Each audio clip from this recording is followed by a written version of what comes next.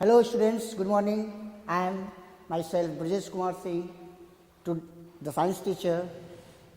Today I am going to let you know about science for class 3, air and water.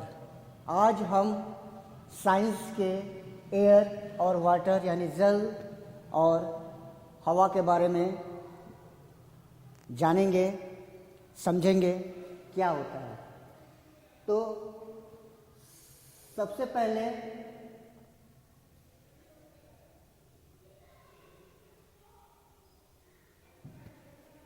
हम आज जो समझेंगे things that we will learn in this chapter, air, water and water cycle.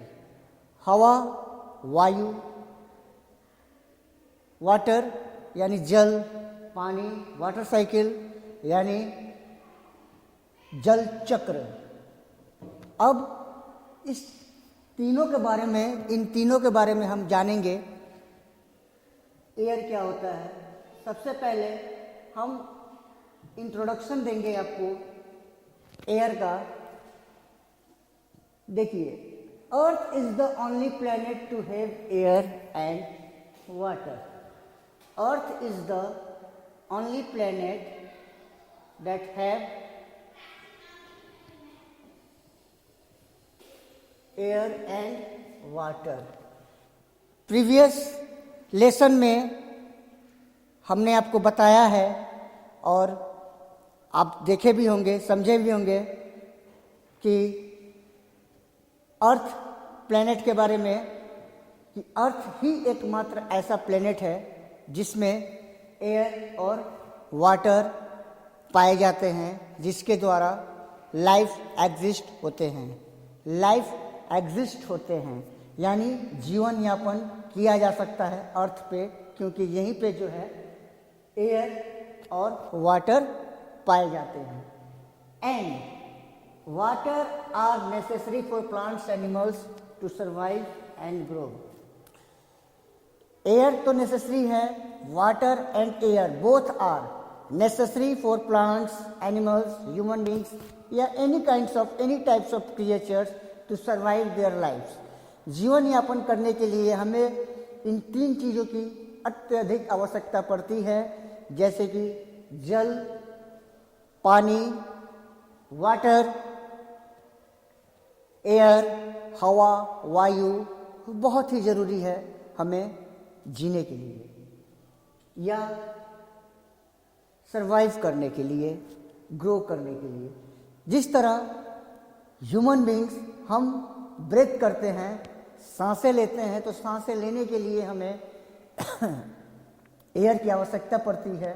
उसी तरह plants भी breath करते हैं। Plants को भी सरवाइव करने के लिए, जीने के लिए उन्हें भी कार्बन डाइऑक्साइड की आवश्यकता पड़ती है। और ये जो है carbon dioxides, oxygens, nitrogens, hydrogens, ये सारी चीज़ें जो है कहाँ मिलेंगी? एयर में मिलती हैं। ये एयर यानी वायु का एक घटक है, यानी क्या कहते हैं उसे, मिक्सिंग है, जो एयर में पाए जाते हैं। जैसे कि अभी हम बताएंगे आपको,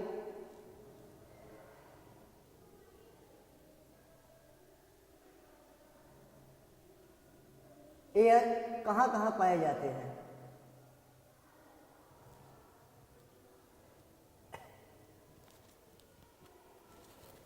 air is all around us, we can not see it. Air चारों तरफ पाए जाते हैं। Mixing of gases, air combines mixing of gases. कुछ गैसेस, जर्म्स, पार्टिकल्स, डस्ट वगैरह को मिलाकर एयर तैयार होते हैं। और air is around us, we cannot see it.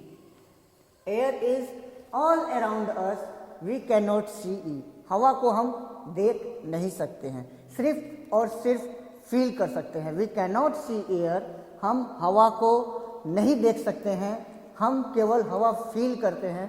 जब हवा चलती है तो महसूस होता है कि हाँ हवा चल रहा है, तो ये महसूस कर सकते हैं, फील कर सकते हैं, बट देख नहीं सकते हैं। We can only feel air when it moves. जब हवा मूव करती है, जब हवा चलती है, तो हम सिर्फ उसे क्या कर सकते हैं, फील कर सकते हैं, but can not see. Moving air is called wind. और यही मूविंग एयर जो होता है जिसे हम विंड कहते हैं, जो हवा चलती है उसे हम विंड कहते हैं। The picture given below show some uses of moving air. ये देखिए, ये विंड मिल्स हम देख रहे हैं ना, विंड मिल्स जो है जिसे हम कहते हैं पवन चक्की, यानी ये खुले मैदान में लगाया जाता है। ये उस जगह लगाए जाते हैं पवन चक्की यानी विंड मिल, जहाँ पर हवा जो है, एयर जो है कॉन्टिन्यूअस लगातार बहते रहते हैं।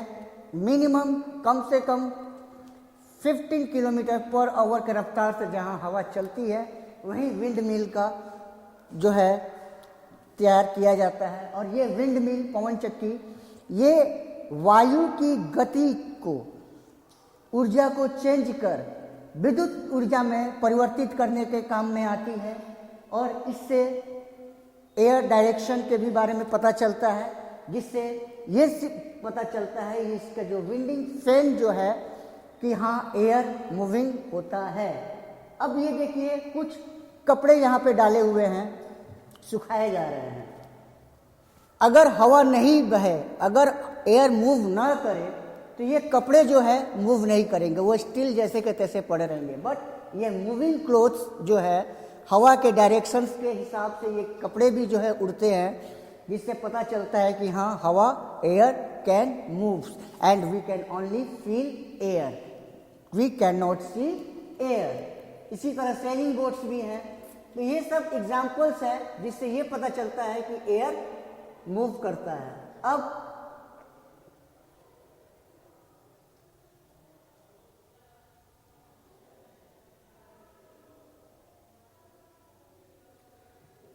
Constituents of air, constituents of air, हवा यानी वायु के कुछ घटक, किस किस चीज के मिश्रण से हवा या वायु तैयार होता है, कैसे होता है।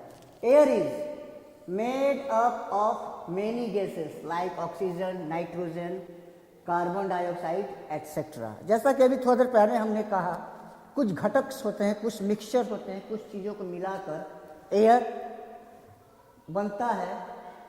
गैसेस, किस तरह की गैसेस इसमें लगती हैं, गैसेस जैसे oxygen, nitrogen, carbon dioxide etcetera etcetera, ये सब गैसों की जो मिक्सचर है इसको तैयार करता है एयर को। और air also contains dust particles and germs. अपने साथ एयर जो है डस्ट पार्टिकल्स, छोटे छोटे धूल कण वगैरह भी और जर्म्स भी उड़ाता है। जैसे कि डार्क में, अंधेरा में अगर हम लाइट जलाते हैं, टॉर्च की लाइट रोशनी, तो जो उसका जो फोकस होता है उसमें देखते हैं बहुत सारे जो है अंधे दिखाई देते हैं, धूल कण, जर्म्स, पार्टिकल्स वगैरह नज़र आता है। तो ये जो है एयर में सब समय कंटेंट्स रहता है। और any time we can see, we can not see but we can feel air. We need oxygen to breathe and plants use carbon dioxide to make their food. हमें ब्रेथ करने के लिए क्या चाहिए, ऑक्सीजन चाहिए। सांस लेने के लिए ऑक्सीजन चाहिए जो कि एयर से मिलता है। और उसी तरह प्लांट्स जो होते हैं, प्लांट्स को भी अपना फूड प्रिपेयर करने के लिए कार्बन डाइऑक्साइड चाहिए जो कि एयर से ही प्राप्त होता है। तो air is very necessary for us, for plants, for any creatures, any types of living things. The air we breathe must be clean and fresh. और जो एयर हम ब्रेथ करेंगे, जो एयर हम ब्रेथ करेंगे, जिस सांस लेते हैं हम, तो वो हवा जो है, वो ऑक्सीजन जो है, एयर जो है, मस्ट बी, आवश्यक है कि वो साफ और क्लीन एंड फ्रेश रहना चाहिए, स्वच्छ और साफ सुथरा रहना चाहिए। Air contains water in the form of water vapour. Air contains, air में जो है वाटर भी मिला हुआ रहता है जो कि वाटर वेपर में मौजूद होता है। एयर अपने साथ वाटर भी इंक्लूड रहता है, उसमें कंटेंट्स किया हुआ रहता है, जो कि वाटर वेपर के रूप में रहता है। अब वाटर, हवा के बारे में हम समझ गए। हवा यानी एयर बहुत ज़रूरी है हमारे लिए, क्योंकि एयर के कारण ही हम सरवाइव कर पाते हैं। हमें सांस लेने के लिए किसी भी creatures around the world needs air to survive. और ये एयर सिर्फ और सिर्फ अर्थ पे ही पाए जाते हैं। The only planet earth is the only planet where we can find air and water. अब वाटर के बारे में हम समझेंगे। वाटर क्या है?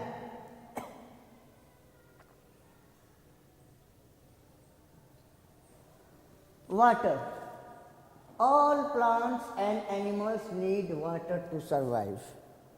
जैसा कि अभी हमने कहा, ह्यूमन बींग्स या any kinds of living creatures need air to survive. Like that, like as all plants and animals need water to survive, उसी तरह water is also necessary for human beings, plants, animals, any kinds of creatures to survive on earth. क्योंकि पानी भी, हमारे जीवन में पानी की भी आवश्यकता बहुत अधिक पड़ती है। पानी भी बहुत ज़रूरी है हमें अपना जीवन यापन करने के लिए। Water covers 3/4 of the earth surface.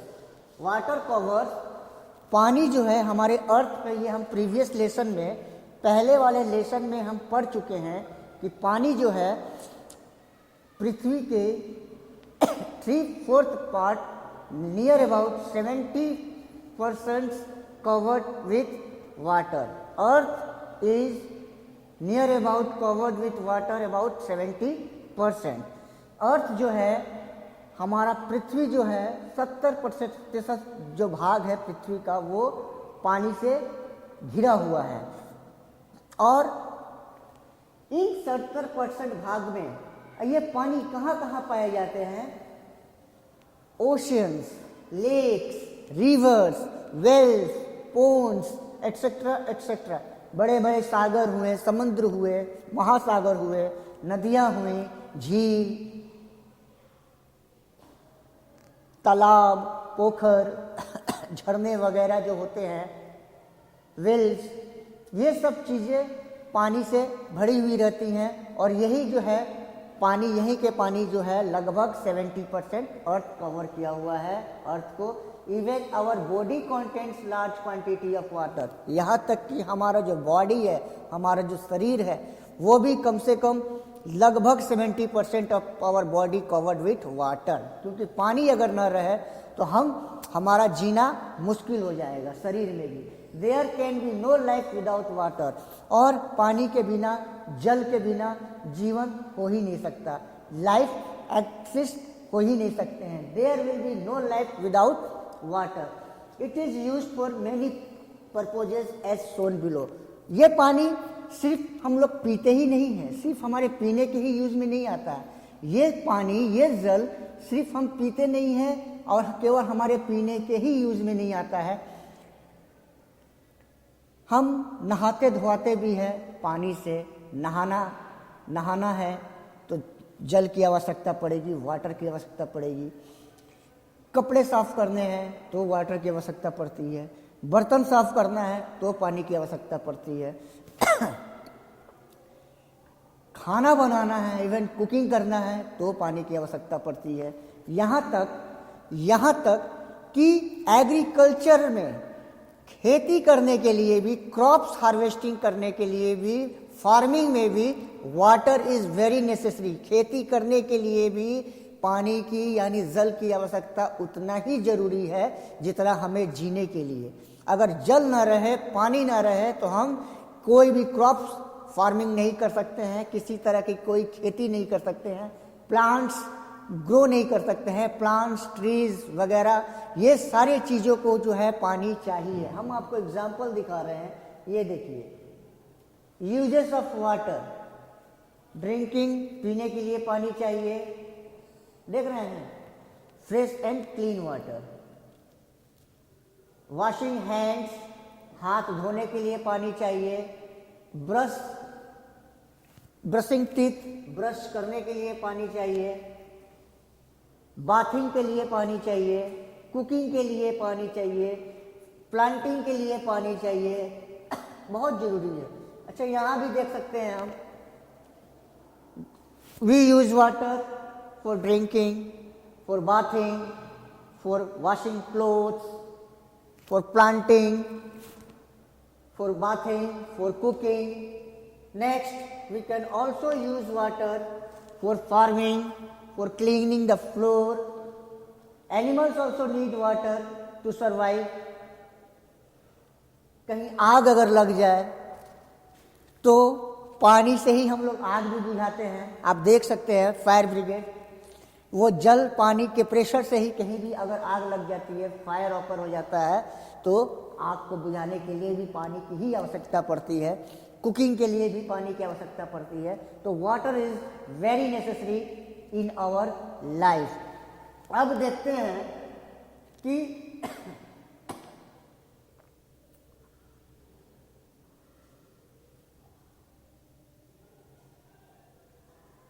States of water. States of water क्या होता है? पानी तो हम लोग समझ गए हैं कि पानी हम लोग के लिए बहुत ज़रूरी है, पानी चाहिए, हर चीज़ के लिए पानी चाहिए। We need water for everything. अब क्या है, अब इस पानी का, इस वाटर का 3 रूप होता है। States of water. Water is found in 3 forms. जल जो है 3 रूप में पाए जाते हैं। वाटर का 3 फॉर्म्स होता है। कौन कौन सा? Ice, water, water vapour. This forms are also called states of water. बर्फ, आइस यानी बर्फ, वाटर यानी जल, वाटर वेपर यानी वाष्प यानी भाप, पानी के भाप। These forms are called states of water. पानी के इसी रूप को पानी के 3 स्टेट्स ऑफ वाटर भी कहते हैं, जो कि होता है solid, liquid and gas. Ice जो है वाटर का सॉलिड पार्ट होता है, वाटर जो है वो लिक्विड पार्ट है, और वाटर वेपर जो है वो गैसियस होता है, गैसियस स्टेट्स। अब हम आपको बताते हैं solid in the solid states. Solid के in the solid states water is found as ice and snow on high mountains and cold region such as the poles of earth. Solid जो ठोस part होता है water का, ice, water को अगर किसी tray में करके हम रेफ्रिजरेटर यानी फ्रीज में रख देते हैं, डीप फ्रीज में, तो कुछ देर बाद देखेंगे वो लो टेम्परेचर के कारण, टेम्परेचर ज़्यादा लो होने के कारण वो वाटर जो है जम गया है। क्या हो गया है? फ्रीज हो गया, फ्रोजन हो गया, फ्रीजिंग हो गया है, जम गया है, और वो पानी क्या हो जाता है? बर्फ यानी आइस में चेंज हो जाता है, आइस में बदल जाता है। और आइस जो है वाटर का सॉलिड पार्ट है, यानी ठोस रूप है। सॉलिड यानी ठोस, लिक्विड यानी द्रव्य, और वाटर वेपर यानी वाष्प। तो वाटर जो है, आइस जो है वाटर का सॉलिड स्टेट्स है, सॉलिड फॉर्म्स है, और फिर उसी वाटर को फ्रीज के बाहर निकालकर अगर उसी ट्रे को वापस हम बाहर रख देते हैं, तो नॉर्मल टेम्परेचर होते होते, जैसे ही वो टेम्परेचर नॉर्मल होगा, उसका नॉर्मल होते होते वो वापस जो है लिक्विड में चेंज हो जाएगा। यानी पानी का दूसरा रूप जो है वाटर में चेंज हो जाएगा और वो लिक्विड फॉर्म में आ जाएगा। और फिर इसी लिक्विड यानी इसी वाटर को किसी ओवन वगैरह में गर्म करते हैं, किसी गैस पे रख के अगर गर्म करते हैं ओवन पे, अगर वो गर्म होता है तो गर्म होने के कारण उसका जो वाष्प निकलता है, वाटर वेपर जो निकलता है, वेपर जो निकलता है वो वाटर वेपर होता है, यानी पानी का भाप होता है। अगर गर्म बर्तन में हम पानी गर्म कर रहे हैं, उस पर अगर कोई ढक्कन से ढक देते हैं किसी बर्तन से, तो वो उसके भाप से क्या होता है, वहाँ पे जब बाद में उठाएंगे उस बर्तन को देखेंगे, उसके नीचे जो है उस भाप से टाइनी ड्रॉपलेट्स ऑफ वाटर यानी छोटे छोटे पानी की बूंदे वहाँ एकत्रित हो जाती है, वो क्या है, वाटर वेपर है। अब उसको वापस अगर उतार के नीचे रख देते हैं तो वो जैसे जैसे कॉन्डेंस होता है फिर वो वापस पानी बन के नीचे बह जाता है। तो ये वाटर वेपर जो है वो उसका गैस फॉर्म हो गया। अब solid state of water found as ice and snow on high mountains. ये वाटर का जो सॉलिड स्टेट स्पॉट है ये हम लोग को कहाँ मिलता है, माउंटेन एरिया में, हिली एरिया में। माउंटेन एरिया है जहाँ पे बर्फ के रूप में टेम्परेचर वहाँ लो रहता है, तो वहाँ बर्फ के रूप में जो है पानी यहाँ बारिश बरती है और स्नो फॉलिंग जिसे हम कहते हैं, और बर्फ जम जाते हैं वहाँ पे। कोल्ड रीजन्स, ठंडे जगह पर, such as the poles of earth, जहाँ अर्थ के, पृथ्वी के पोल्स होते हैं। Liquid, in the liquid states water is present in ocean, sea, rivers, ponds and lakes etcetera. Himalayas वगैरह में देखेंगे हम लोग बर्फ वगैरह जमा रहता है, स्नो फॉलिंग होते रहता है हर माउंटेन एरिया में, हिल स्टेशंस पे। लोग देखेंगे, आप लोग समर वेकेशन में जाते भी हैं हिल स्टेशन पे विजिट करने, टूर करने, है ना, स्नोफॉल का एंजॉय करने। अब लिक्विड जो है, वाटर का जो लिक्विड पार्ट है, वाटर जो है वो कहाँ, हम लोग कहाँ पाए जाते हैं, अभी थोड़ी देर पहले हमने कहा था ना, ओशियंस यानी समुद्र हुए, सागर हुए, rivers, ponds, lakes etcetera. And gases, in the gases states of water is present as water vapour, और gases states of water is present in water vapour. ठीक है, in the air, water vapour in the air. अब हम पता चलेगा कि water का जो 3 फॉर्म्स है वो कैसे कैसे चेंज होता है। Water changes it's form on heating, on cooling. Water जो है, पानी अपना फॉर्म्स, अपना रूप कब बदलता है, पानी अपना रूप कब बदलता है, पानी अपना रूप बदलता है कब, 2 पार्ट में। एक, या तो पानी को जब हम बहुत ज़्यादा ठंडा करते हैं तो वो पानी जो है, लिक्विड जो है, वाटर जो है, लिक्विड से कन्वर्ट होके उसका जो है फॉर्म चेंज होके वो आइस में कन्वर्ट हो जाता है। अब उसी वाटर को अगर हीटिंग करते हैं तो वो वाटर वेपर हो जाता है। यानी water changes it's form on heating, on cooling. या तो वाटर अपना चेंज फॉर्म 2 ही रूप में करता है, जब वो क्या होता है, हीटिंग करते हैं तो वाटर वेपर में चेंज हो जाएगा, और कूलिंग करेंगे तो आइस में चेंज हो जाएगा, यानी सॉलिड में चेंज हो जाएगा। Freezing is the process by which water changes into ice. जैसा कि अभी हम थोड़ी देर पहले हमने आपसे कहा कि फ्रीजिंग जो है वही एक प्रोसेस है वाटर को आइस में चेंज करने के लिए।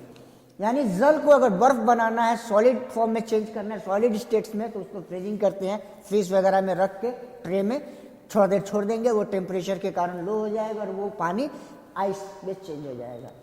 We can make ice from water by placing a tray of water in the freezer of a refrigerator.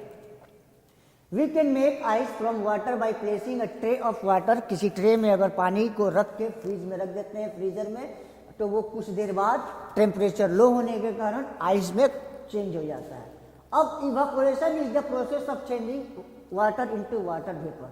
अब इवापोरेशन वो प्रोसेस है यानी हीटिंग, जिससे हम वाटर को वाटर वेपर में चेंज करते हैं। Evaporation is the process of changing water into water vapour. Condensation is the process on which cooling water vapour changes back into water. अब कंडेंसेशन जो है वो वाटर वेपर को वापस वाटर में चेंज करने के लिए जो प्रोसेस होता है वो कंडेंसेशन होता है। तो वाटर वेपर जब गर्म होता है तो वाटर वेपर में वाटर कन्वर्ट हो जाता है, फिर वो जब ठंडा होता है, वाटर वेपर जब ठंडा होता है तो वापस क्या होता है, वाटर में चेंज हो जाता है। अब देखिए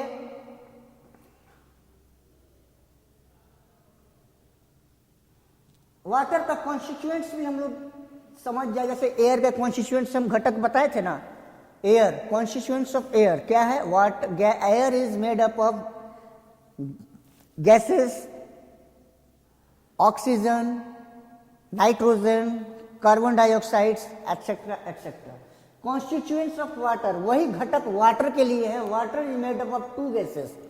वाटर जो है ये भी 2 गैसेस से बना हुआ है, जिसे हम ऑक्सीजन एंड हाइड्रोजन कह सकते हैं, जिसे हम ऑक्सीजन एंड हाइड्रोजन कहते हैं, यानी ऑक्सीजन एंड हाइड्रोजन को मिलाकर वाटर बनता है। अब हम आएंगे वाटर साइकिल।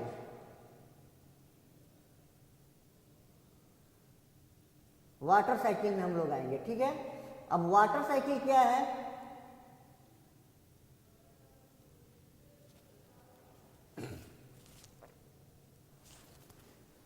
वाटर साइकिल यानी जल चक्र। वाटर साइकिल का ही कारण जो है धरती पर बारिश होती है, बरसात होती है हमारे पृथ्वी पर, हमारे अर्थ पे। तो बरसात कैसे होती है? When water vapor goes high in the sky, it comes in contact with cold air. बहुत ज़्यादा summer season, after summer season the monsoon seasons come, बहुत ज़्यादा गर्म होने के कारण क्या होता है कि ये जो oceans, lakes, seas, rivers, ponds, wells के जो पानी होते हैं, जो जल होते हैं, इसमें ये गर्म हो जाते हैं। Heat, because the heat of sun, सूर्य की गर्मी के कारण, सूर्य की गर्मी के ताप के कारण पानी गर्म हो जाते हैं और ये वाटर वेपर बनकर ऊपर हाई उड़ने लगता है। गैस ऊपर उड़ता है ना, तो ये वाटर वेपर यानी वाष्प बनकर जल जो है गर्म होने के कारण टेम्परेचर से वाष्प बन के ऊपर की तरफ उड़ने लगता है। तो जब ये ऊपर जाता है हाई स्काई के, तो आकाश में जब ये आसमान में चल जाता है, वाष्प बन के जब आसमान में उड़ता है, it comes in contact with cold water.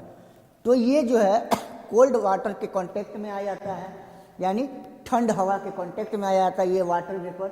So the vapour cool down and condenses to form tiny drops of water. अब क्या होता है, जब ये वाष्प यानी वाटर वेपर जब कूल एयर के कांटेक्ट में आता है, तो ये क्या होता है, कंडेंस होने लगता है। वाटर वेपर कंडेंस होता है, ठंडा हो जाता है।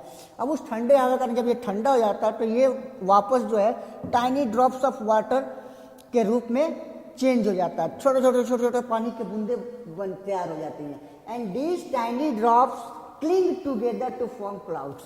और ये छोटे छोटे जो पानी के बूंदे होते हैं, क्लिंग, एक दूसरे से मिल जाते हैं, एक दूसरे से चिपक जाते हैं, एक दूसरे से लग जाते हैं, और यही जो है जुड़कर क्लाउड्स फॉर्म करते हैं, यानी बादल तैयार करते हैं। ये छोटे छोटे पानी की जो बूंदे हैं, ये इकट्ठा हो जाते हैं और इकट्ठा होकर एक दूसरे से जुड़ के बादल के रूप ले लेते हैं, यानी क्लाउड फॉर्म करते हैं। ऑन फर्दर, फिर बाद में cooling, these tiny drops become heavy and fall as rain. अब इसके बाद क्या होता है, वाटर वेपर तो हल्का होता है, गैस फॉर्म है तो ये तो हल्का होता है, लेकिन जब ये कूल होकर वाटर कूल होकर ये जब कंडेंस होता है और कूल होकर जब टाइनी ड्रॉप्स ऑफ वाटर के रूप में चेंज हो जाता है, तो जब टाइनी ड्रॉप्स ऑफ वाटर के रूप में चेंज होने के कारण जो क्या होता है, ये हेवी हो जाता है। पानी हेवी होता है ना, तो ये हेवी हो जाता है, और हेवी होने के कारण क्या होता है,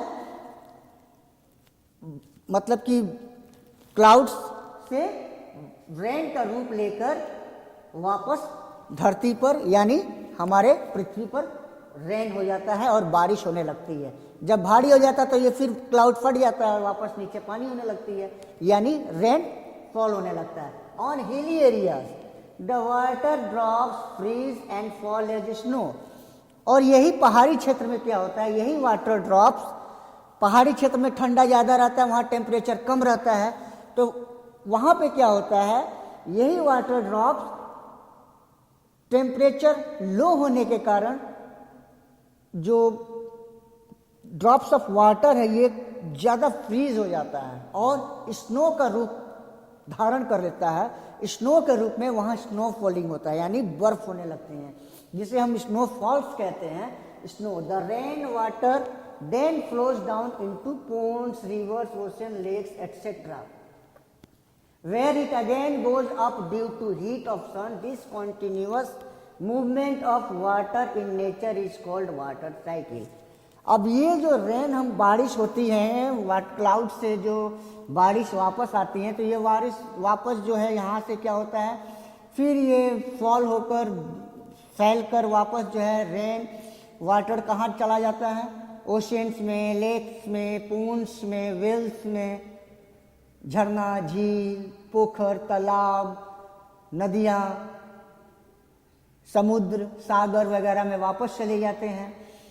और फिर गर्म होता है, फिर हीट ऑफ द सन के कारण फिर ये वाटर वेपर में के रूप में चेंज हो जाता है और फिर ये वाटर वेपर बन के ऊपर उड़ता है। फिर वहाँ up in the high sky में जाकर क्या होता है, फिर कूल एयर के कांटेक्ट में आता है और वापस जो ये कंडेंस हो जाता है। कंडेंस होने के कारण टाइनी ड्रॉप्स ऑफ वाटर तैयार होता है और ये टाइनी ड्रॉप्स ऑफ वाटर जब हेवी हो जाता है तो एज अ रेन बारिश के रूप में वापस फिर नीचे गिर जाता है। और जब बारिश होने लगती है और यही हिली एरिया में क्या होता है, टेम्परेचर ज़्यादा लो होने के कारण वहाँ पे स्नो के रूप में यानी बर्फ के रूप में स्नो फॉलिंग होता है, जहाँ पर हम देखते होंगे कश्मीर, शिमला, ऊटी, नैनीताल वगैरह वगैरह में इसमें स्नोफॉल होता है ना। लोग टूरिस्ट जाते हैं वहाँ विजिट करने, स्नोफॉल का एंजॉय करने, क्योंकि बहुत मज़ा आता है। और ये सब मैदानी प्लेन्स एरिया में क्या होता है, ये जो रेन होता है फिर ये रेन होकर वापस आता है, फिर ये पूल्स, ओशियंस वगैरह वाटरफॉल हो जाता है और ये फॉलिंग होने के बाद फिर हीट ऑफ द सन के कारण वापस ये कॉन्टिन्यूअस जो मूवमेंट होता है ना, water to water vapour to again turn condense into water and fall as a rain as a snow. ये continuous movement of water from earth to atmosphere is known as water cycle. इसे हम water cycle कहते हैं। तो हम आज जो है पढ़े हैं air, water and water cycle के बारे में।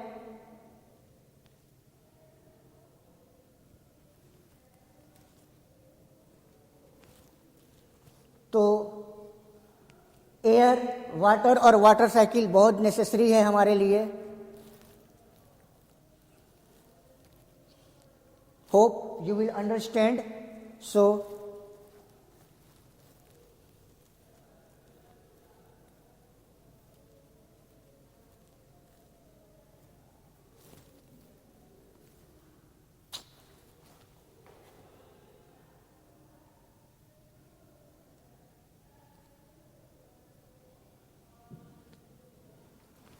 thank you.